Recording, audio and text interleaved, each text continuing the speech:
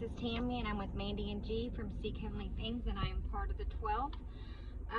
This was posted on Mandy's YouTube on 7/5/26. It says a break before part 35, declaration part 5, scriptures that Jesus gave, part 1b. It's a lot of scriptures from the Geneva Bible, so you have to bear with me. God's physical calendar is 5/2, God's spiritual is 11/2, and God's true Gregorian is 1/20. This was given on 9/1 through 9/19 of 24, and it says declaration part 5, part 1b again.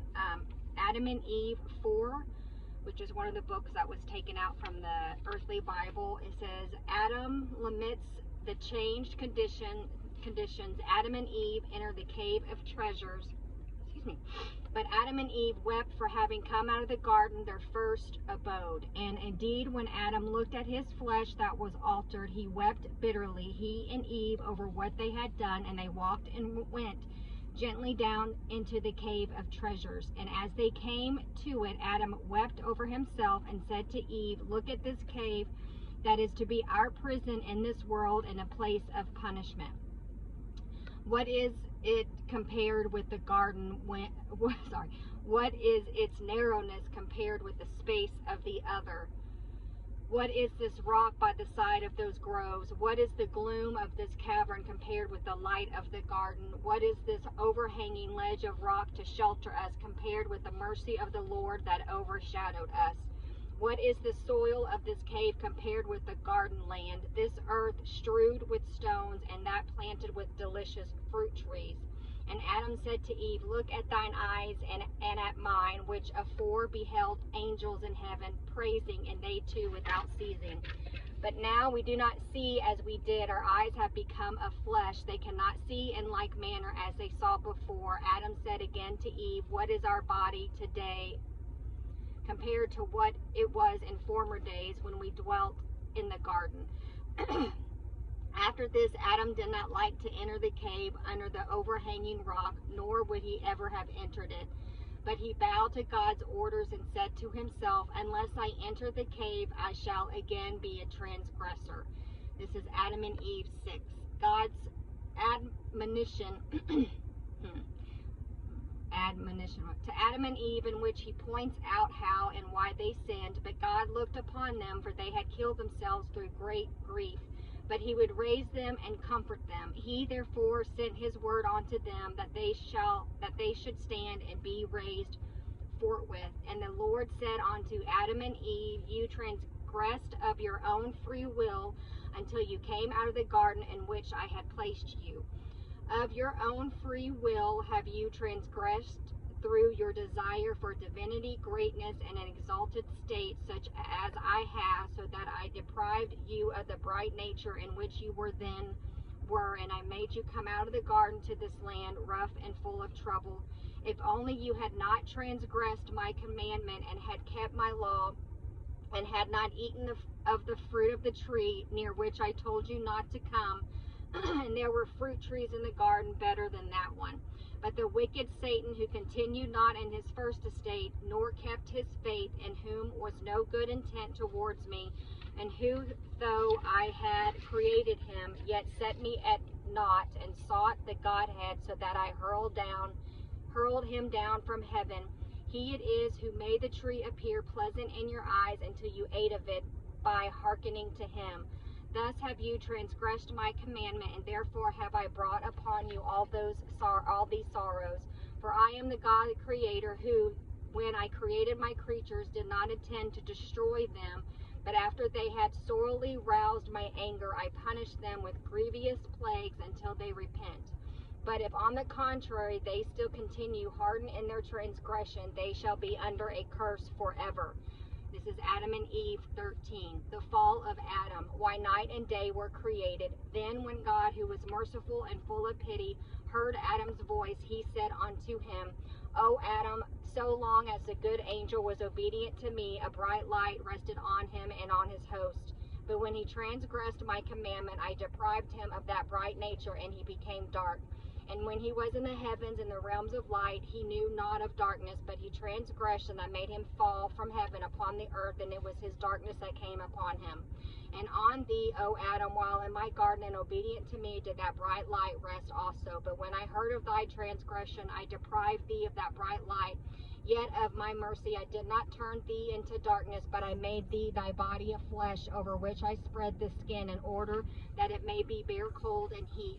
If I had left my wrath fall heavenly upon thee, I should have destroyed thee, and I had turned thee into darkness. It would have been as if I killed thee. But in my mercy I have made thee as thou art when thou didst transgress my commandment, O Adam. I drove thee from the garden and made thee come forth into this land, and commanded thee to dwell in this cave. My darkness came upon them, and as it did upon him who transgressed my commandment.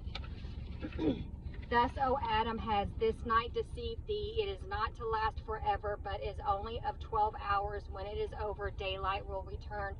Sigh not, therefore, neither be moved, and say not in thy heart that this darkness is long and drags on wearily, and say not in thy heart that I plague thee with it. Strengthen thy heart and be not afraid. This darkness is not a punishment, but, O Adam, I have made the day and have placed the sun in it to give light, in order that thou and thy children should do your work. For I knew thou shouldn't sin and transgress and come out into this land, yet would I not force thee, nor be hurt upon thee, nor shut up, nor doom thee through thy fall, nor through thy coming out from light into darkness, nor yet through thy coining from the garden into this land. For I made thee of the light, and I will to bring out children of the light from thee, and like unto thee. But thou didst not keep one day my commandment, until I had finished the creation and blessed everything in it. Then I commanded thee concerning the tree, that there eat not thereof. Yet I knew that Satan, who deceived himself, would also deceive thee. So I made known to thee by means of the tree not to come near him. And I told thee not to eat of the fruit thereof, nor to taste it, nor yet to sit under it, nor to yield to it. Had I not been and spoken to thee, O Adam, concerning the tree, and had I left thee without a commandment, and thou hadst sinned, it would have been an offense on my part, for not having given thee any order, thou wouldst turn round and blame me for it. But I commanded thee and warned thee, and thou didst fall, so that my creatures cannot blame me, but the blame rests on them alone. And, O Adam, I have made the day for thee and for thy children after thee, for them to work and toil therein, and I have made the night for them to rest in it from their work, and for the beasts of the field to go forth by night and seek their food. But little of darkness now remains, O Adam, and daylight will soon appear. Adam and Eve 23. Adam in a chivalrous mood.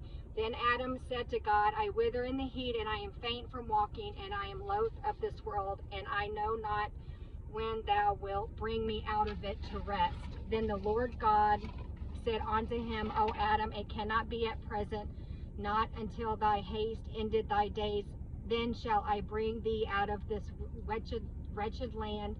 And Adam said to God, while I was in the garden, I knew neither heat nor languor, neither moving about, nor trembling, nor fear. But now, since I came to this land, all this affliction has come upon me. Then God said to Adam, so long as thou wast keeping my commandment, my light and my grace rested on thee. But when thou didst transgress my commandment, sorrow and misery befell thee in this land. And Adam wept and said, O Lord, do not cut me off for this, neither smite me with heavy plagues, nor yet repay me according to my sin. For we of our own will did transgress thy commandment, and forsook thy law, and sought to become gods like unto thee, when Satan the enemy deceived us.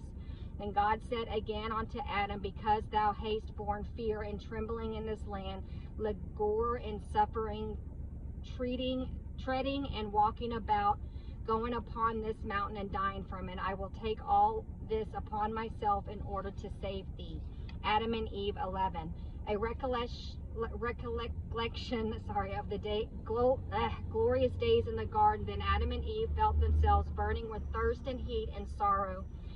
And Adam said to Eve, we shall not drink of this water, even if we were to die. O Eve, when this water comes into our inner parts, it will increase our punishments and that of our children that shall come after us. Both Adam and Eve then withdrew from the water and drank none of it at all, but came and entered the cave of treasures. But when in it Adam could not see Eve, he only heard the noise she made, neither could she see Adam, but heard the noise he made. Then Adam wept in deep affliction and smote upon his breast, and he arose and said to Eve, where art thou? And she said unto him, lo, I am standing in this darkness. And then he said to her, remember the bright nature in which we lived while we abode in the garden. O Eve, remember the glory that rested on us in the garden. O Eve, remember the trees that overshadowed us in the garden while we moved among them.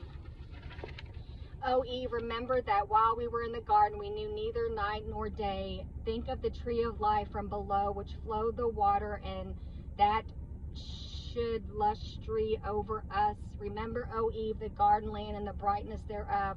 Think of that garden in which was no darkness while we dwelt therein, where else no sooner did we come into this cave of treasures, then darkness compassed us round about until we can no longer see each other, and all the pleasure of this life has come to an end. Okay, stick around for Declaration Part 5, Part 1C.